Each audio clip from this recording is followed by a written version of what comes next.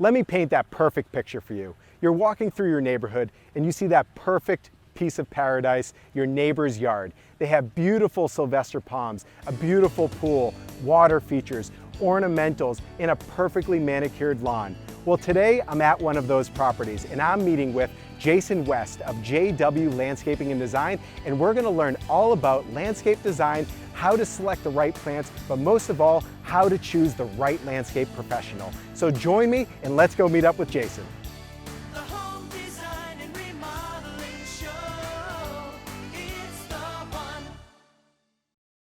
Before we start, make sure you hit the subscribe button below. That way you can stay up to date on all the latest tips, trends, information, and inspiration right here in South Florida. So subscribe now and make sure you comment throughout this video so that way we can answer your questions. Today, I'm sitting down with Jason West of JW Landscaping and Design. And I thank you for all watching today, but without further ado, please help me welcome Jason. We're going to be able to learn a lot about landscaping, design, plant installation, and so much more. So Jason, let's start off. Tell us a little bit about yourself and JW Landscaping and Design. 12 years old, I got into this world and started doing the landscaping. My neighbor actually took me in and showed me the ropes, and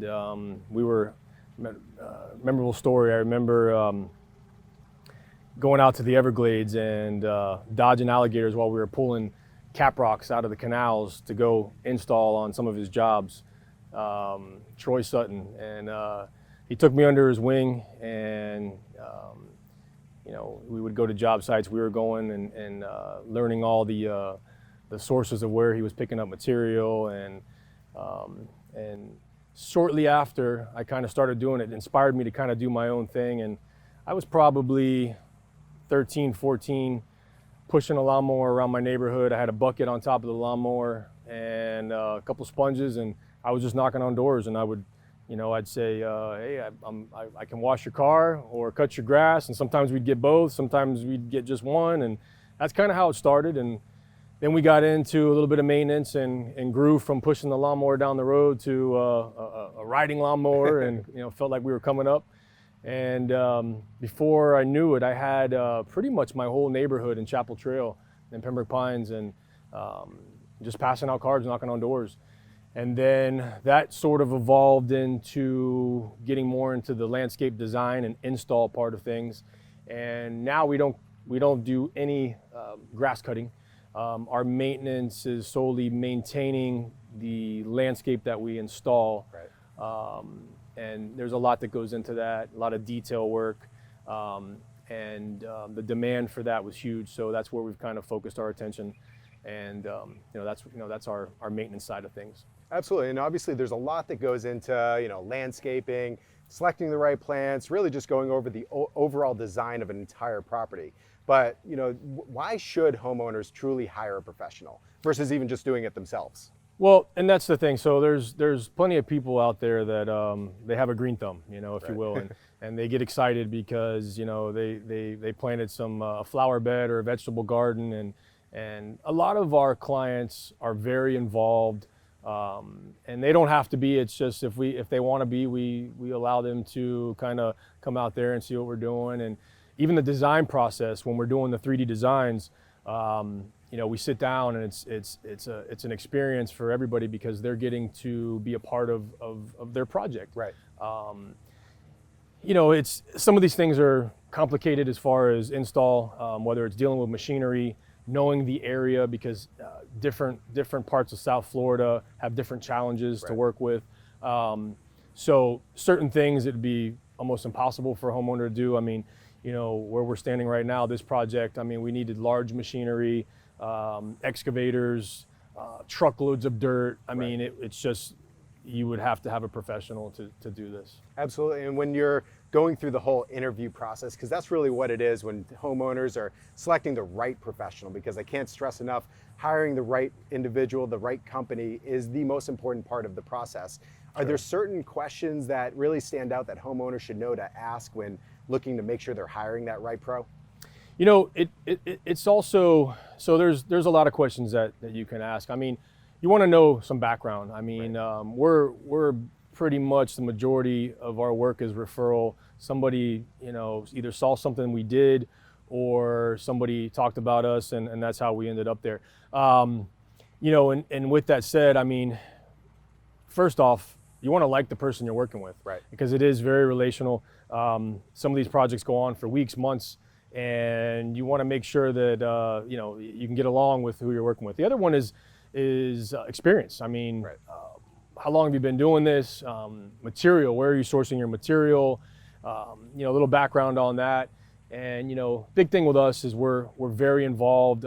We had something come up a couple projects ago where the client actually thought that one of our designers was the owner, because it was literally his project that he was managing, and he was so involved that they thought he was the owner. Right. And that's what we're trying to do. We want to be involved. As the owner, I'm very involved. I still design projects. I still am on site. So that's important, because if the owner just disappears and you don't see them, there's a lot of things that are important when having, you know, people on site and managing the project. Absolutely, and you touched on it before, you know, talking about the 3D renderings and the whole process of design, really incorporating the homeowner. I'd love to walk through like what the process looks like, because also when you're designing, there's a lot of elements that you're thinking about, what your team is thinking about, and homeowners always thinking, I'm hiring a professional because I don't want to deal with maintenance, making sure the right plants, everything is there. You know, what can you tell us about the design process? You know, once somebody, you know, they come on board with you and you're taking over the project. So most people don't really know what they want to do. They have an idea, like I like these plants, and they'll show you some pictures and they'll point to maybe a neighbor's house. I feel like they know what they don't like. They know what they don't like, and then every now and then you'll get someone that's like, I know exactly what I want, Right. and that's fine too. So what we try to do is get to a common ground, Right. of what the end goal is. How do you want to utilize this space? How do you want to enjoy this? What are your goals? So it's a lot of, again, it's relational. So it's a lot of back and forth, sitting down, and, you know, we spend some time on just looking at plant material. So once we get to that, then it's a matter of, are we going to modern design? Are we going more Mediterranean, casual? You know, and everybody's biggest thing, you hear it every single time, is I want low maintenance. Right. And you know, our designs basically cater to that style, because that's what the majority wants. And we also, if we're maintaining the property, we want it to be somewhat simplified.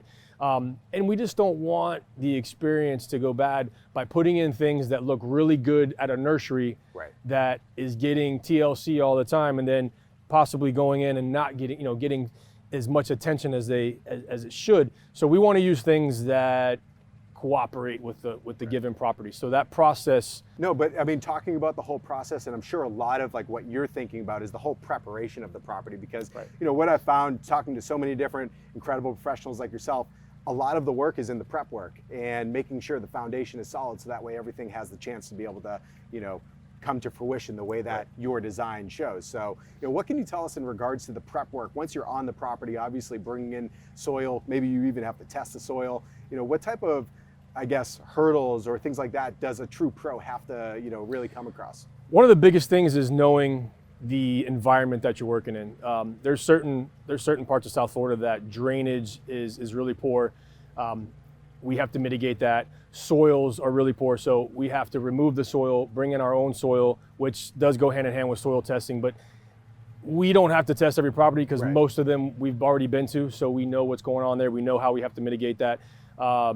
And then you know, it's digging. It's some areas are really tough because it's all rock. That's why we have machineries, we have excavators. There's really nothing we can't do in that regard. Right. So it's just knowing your environment. Absolutely, and obviously when you're in a certain market, a lot of the soil conditions I assume are going to be the same across the board. But you know, specifically talking about plants, because you know, people see other people's properties, they see pictures, they see all these different things. They have those images of, I like that palm tree that has the diamond blade cut, or all of these different things, but they don't know what it's called. Right. But you know, when it comes to plant selection, obviously certain plants thrive with a lot of sun, others with shade. You know, how do you go through the process of selecting those perfect plants? So again, with the environment, we'll go through that with the client and say, okay, look, this area here gets a lot of shade. Here are our shade options. Right. This area gets a lot of sun. Here are our sun options. And that's how we get to that plan. That's how we get to that final design. So again, it is a process. and there's a lot that goes into that. Absolutely. And, you know, talking about, you know, you touched on it, whether somebody wants that ultra modern or Mediterranean style, like, is it, I guess, the curvature or the clean lines, or is it the types of plants that you select for those different types of styles? What goes into modern design versus like a Mediterranean style design? Right. So it also plays into the property, you know, whether there's a pool involved, you know, we do a lot of that. So it depends on the lines that we're working with and what the overall goal is. But yes, there are plants that cater to the modern design. There's plants that cater to that Mediterranean look specifically. So it's just really what the overall goal is that we're trying to accomplish. Yeah. And I'm sure a lot of, like you mentioned, the architectural elements, you know, the house, the pool, you know, the fixed structures, things like that, to be able to have everything complement. Color of the house, you know, 100%. so how do you take architectural aspect of home and property and things like that when, say, you're designing, whether you're going to make a curved line or a straight line? You know, tell us about like the thought process behind maybe, you know, the design aspect of that. Yeah, so we like to keep line, you know, really clean, straight lines, if you will, for going that more modern look. A lot of times when we're in somebody's backyard and they have a free-form pool, that opens us up to free-form landscape beds and more of a casual look. More of, you know, when you get into like the geometric lines and the more square, modern-looking pools, we also follow that same design, same lines.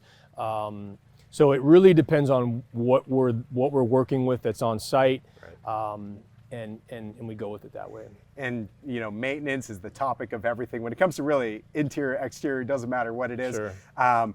Artificial turf, it's one of the hottest topics out there.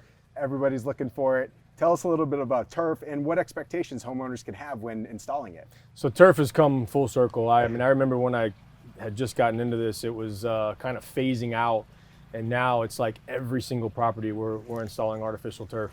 And, you know, there's a lot of benefits to that. Whether it's maintenance, maintenance free.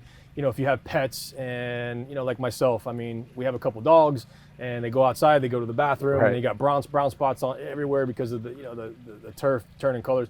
And then it just always, the only time it looks good is when it's fresh cut. Right. And, you know, we want things to look perfect. We want to control as much of that as possible. Again, drainage. Right. You know, no fertilizers, no pest issues. I mean, there's just so many benefits to the turf. I mean, most people are like, I would say, they're turfing the entire backyard. Right. And then from an aesthetics point, it really enhances the pool design, the patio features. So there's a lot of benefits to the artificial turf. Absolutely. And when talking about turf specifically, in the different elements, because I know there's, you know, obviously it's open to the sun all day, every single day. You know, what's the life expectancy, and what can people expect when it comes to the product? Depending on, like anything else, the quality. Yeah, right. So, you know, if the quality's there, the longevity is going to be there. Right. And how it's installed, and drainage again. You know, those are all key points that will keep you enjoying this stuff for a long time. I mean, you know, it's a 20-year product if you're going with the higher end stuff. So I mean, there's not a piece of sod out there that's going to last 20 years, especially when you get into, you know, the flexibility with the turf. I mean, I can put it in shade and it's not going to die like palmetto sod's going to. Right. So it just gives us a lot of flexibility. Absolutely. And that's the thing when it comes to design, like, you're not limited when it comes to turf, because you just mentioned, I mean, you can have people palmetto sod or zoysia or whatever. There's all these different elements that and plants are difficult to take care of indoors, outdoors. It doesn't matter what it is, and elements are everything. But you know, when talking about the investment when it comes to turf, because people a lot of times are short term, you know, they're short minded in the sense of, you know, well, it costs more right now, but long term, you know, it really pays for itself, and aesthetically it's never going to change. So what can you tell us kind of like in regards to the We tell people, look, I mean, you know, some people are like, well, this isn't my forever home. Well, when you sell the house, if I'm coming to buy the house, it's one less thing I have to do, because the trend is artificial turf. So it's a wise investment. I mean, again, the selling point for even the client is that, you know, to maybe a prospect buyer, is that it's maintenance free. You don't have to hire a lawn guy. You don't have to have people in your backyard. You know, you have the privacy aspect of it.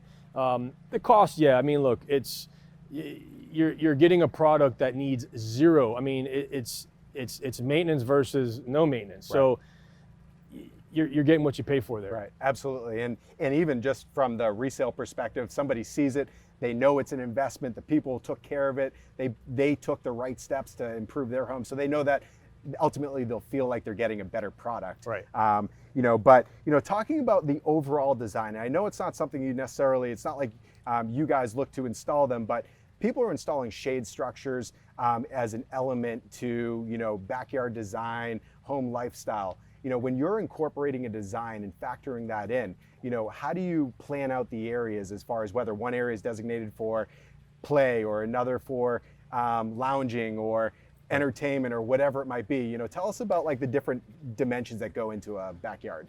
That goes back to spending time and knowing your client. Right. You tell me.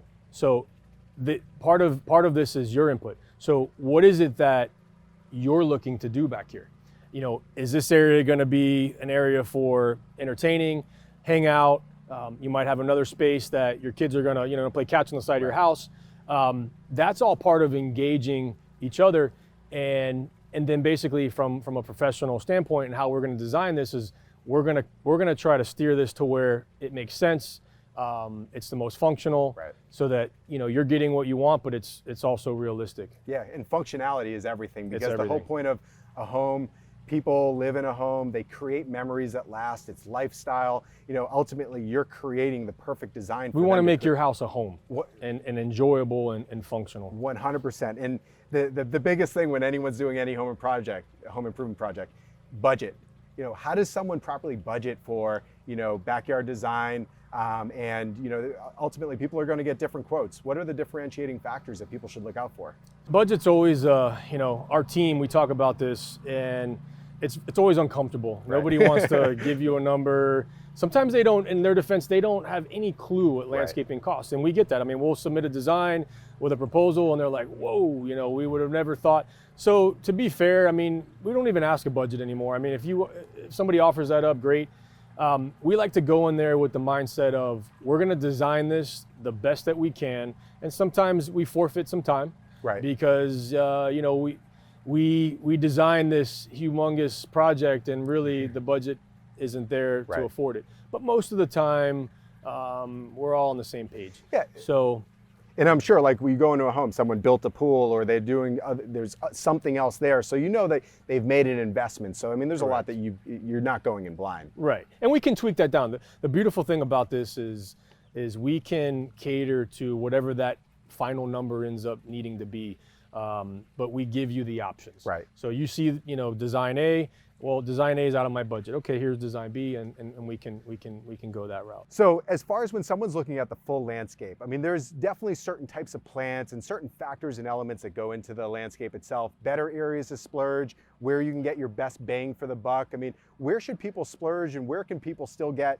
an impact but maybe save a little bit? So you had touched on turf, the Sylvester palms. I mean, we're putting those in like everybody's backyards, front yards, backyards, everywhere. That is the it palm, and that's been our thing. We get really excited about that. It's when you see JW. I mean, part of our logo is resembles the Sylvester palm. Yeah, absolutely. I mean, so it's that's a big deal. But yeah, so we do a lot of those. I mean, and we've really fine-tuned the process as far as the quality of that item. But so the best areas to splurge are really, where do you want to splurge? Right. I mean, when we're designing this project, it's you're gonna voice where you find it important to, maybe you splurged on the pool and you want to splurge on the landscaping around the pool. Maybe you want a putting green. It's however you want to enjoy that space is where you're going to splurge. I'm not necessarily going to tell anybody where to splurge. We're going to give you our best shot. We're going to put the design together, and then we can go from there.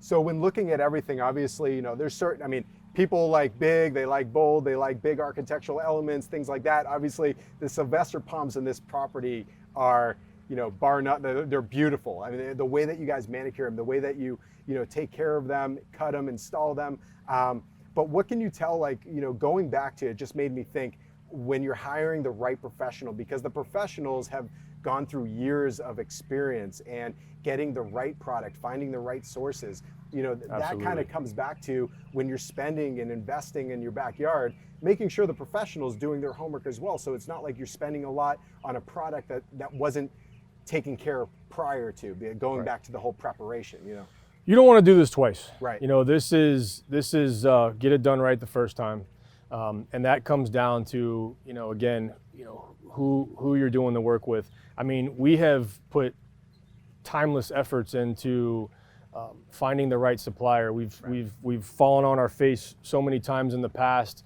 to the point where we almost gave up on the Sylvester Palm because it was just so hard to manage, and there's different things that different challenges, right. and the transplant shock but honestly at this point, we've pretty much mastered that, and again that's why it's such a big deal to us. Yeah.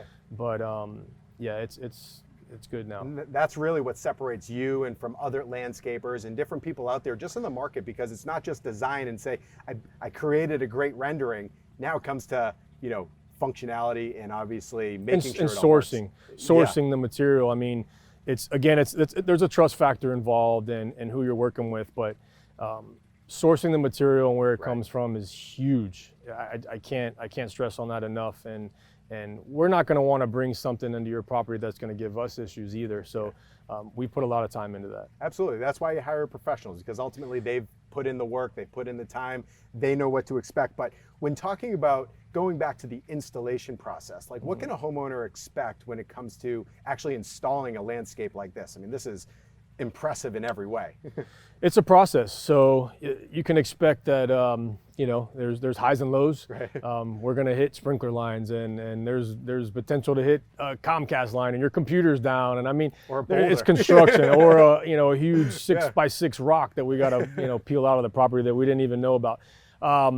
It's stressful, and it again, it goes back to having that relationship, right.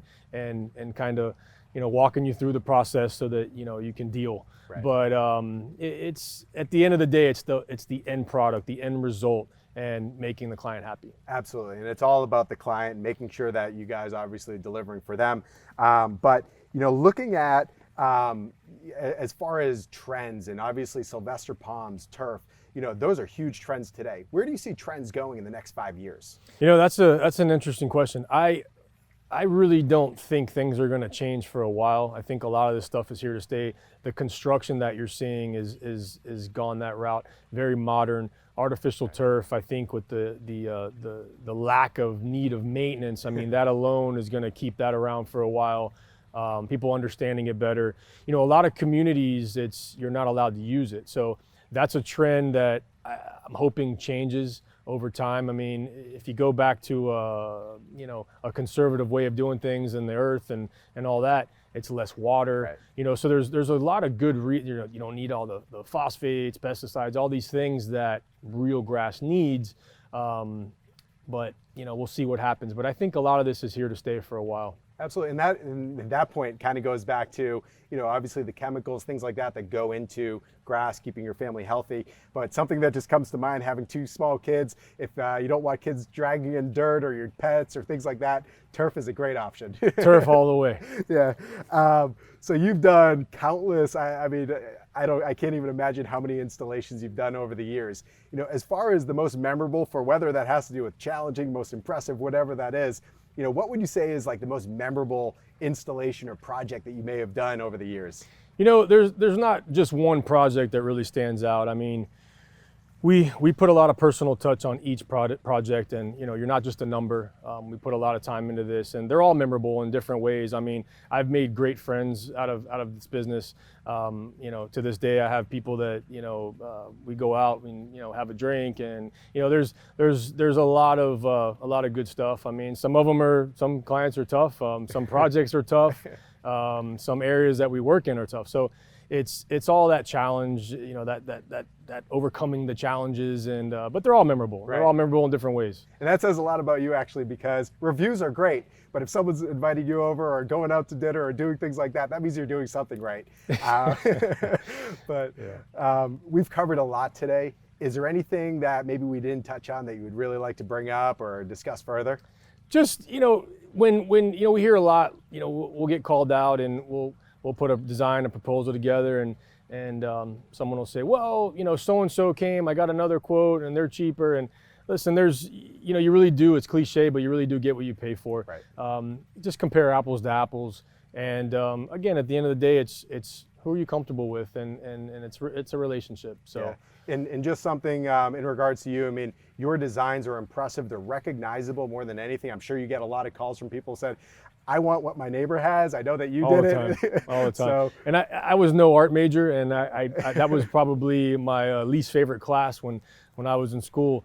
And I never knew that I had an artsy side of me, but Right. one thing I love to do is sit down and draw. And I get into a zone. My wife will tell you, I mean, she's like, she'll be talking and I'm like zoned out. I don't even, you know, and I really enjoy the design aspect of this business. yeah, and it all comes down to passion. You know, that's one thing that radiates right from you, and that's what somebody wants in a true professional. But if somebody wants to contact you and your team, what's the best way for them to reach you? Call us. You're going to get me when you call, or you're going to get the office, and somebody will put you in the right direction as far as scheduling an appointment. You can reach out to us via email, our website, all the social media handles. And the best phone number? 754-244-3853. And of course, website. jwlandscapedesigns.com. Awesome, awesome. Well, Jason, I can't thank you enough. I know for myself, I know a lot more about landscaping. I'm more comfortable going into upcoming landscape projects. But for all of you that tuned in, I appreciate you guys watching. Make sure that you subscribe to our YouTube page at FL Home Shows, and that way you can stay up to date on all of the latest tips, trends, information, and inspiration right here in South Florida. You can always check out all of our social media at FL Home Shows, and obviously our website is homeshows.net. Thank you again for all of you watching. Jason, your time, your designs, everything's impressive, and I thank you so much for today. Appreciate it. Absolutely.